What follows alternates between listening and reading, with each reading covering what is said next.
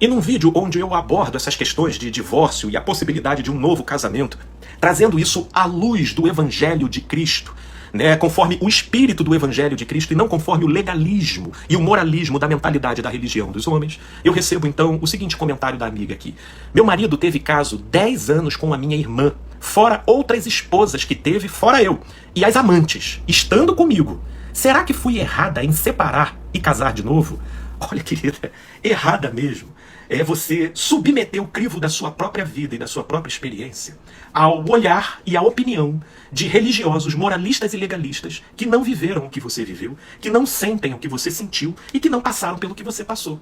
Esse é o grande erro. Sabe por quê? Porque religioso, moralista e legalista não consegue ter empatia por ninguém. O seu raciocínio é de modo dogmático e ele só consegue enxergar doutrina. Religioso, moralista, legalista, ele é indulgente sim, com seus próprios erros. Mas quando o erro do outro não concerne a ele, é aí que ele se lança com zelo e fervor, sobrecarregando esse outro com um peso que nem com um dedinho ele consegue tocar. E nisso subsiste a hipocrisia da mentalidade religiosa, moralista e legalista, que era o que Jesus mais combatia. Os escribas e fariseus, que eram aqueles que detinham essa mentalidade religiosa, moralista e legalista na época de Jesus, frequentemente Jesus os denunciava como hipócritas, porque eles são tenazes, firmes e dogmáticos em estabelecer a doutrina na vida do outro, mas são cheios de hipocrisias e indulgências com relação aos seus próprios equívocos.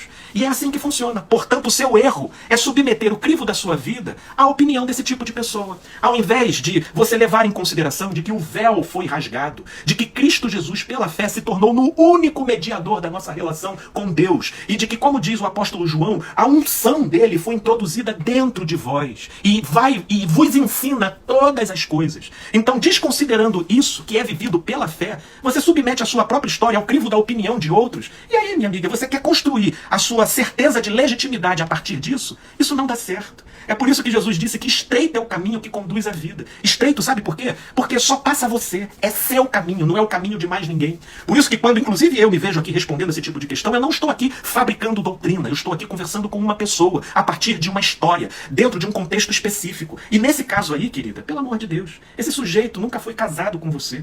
É porque para a mentalidade de religioso, casamento é papel.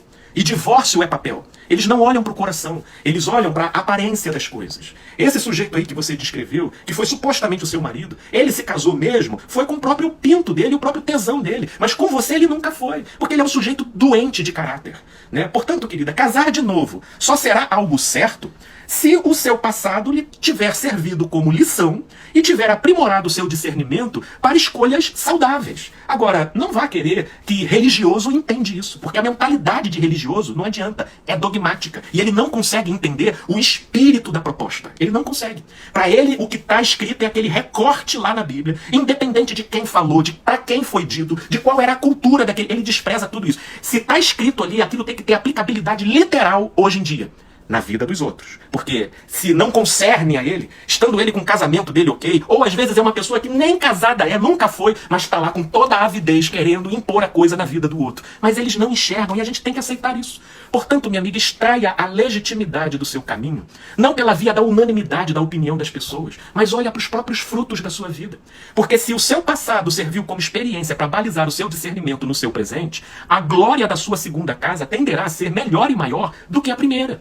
Agora, se você apenas repetiu os mesmos parâmetros da sua escolha no presente em relação ao que foi no passado, então a tendência é você acabar incorrendo nos mesmos problemas. Então é isso que tem que ser levado em consideração. Agora, certo ou errado? Errado é você ficar dando ouvidos para a mentalidade religiosa, moralista, legalista. Porque a coisa mais certa que você fez na vida foi se separar, foi formalizar a separação de um ente com o qual você nunca se casou, né? Porque tudo que você descreveu foi tudo, menos um casamento. Né? E muito embora religioso não entenda isso, porque para religioso a cruz está abaixo do matrimônio, A cruz ela serve para regenerar ser, mas a cruz não possibilita um novo nascimento na vida afetiva, entendeu? Porque para religioso, que funciona de maneira dogmática, principalmente se o casamento dele tá ok, tá indo de boa, ou ele nem é casado, uma vez assinou o papel algemado pelo resto da vida. E é assim que eles funcionam. Minha amiga, não perca tempo com isso. Olhe para os frutos. Se valha pela fé da justificação que vem de Deus no seu próprio coração. Aceite ter nascido de novo e tenha a sua glória em Cristo Jesus e não na sua reputação. E seja feliz, querida. E viva, colhe os frutos de vida nesse novo casamento, caso seja de fato um casamento que expresse frutos de entrosamento, cumplicidade, reciprocidade e amor. É para pensar, minha amiga, e a todos os que estiverem ouvindo. Paz e luz, meus amigos e amigas.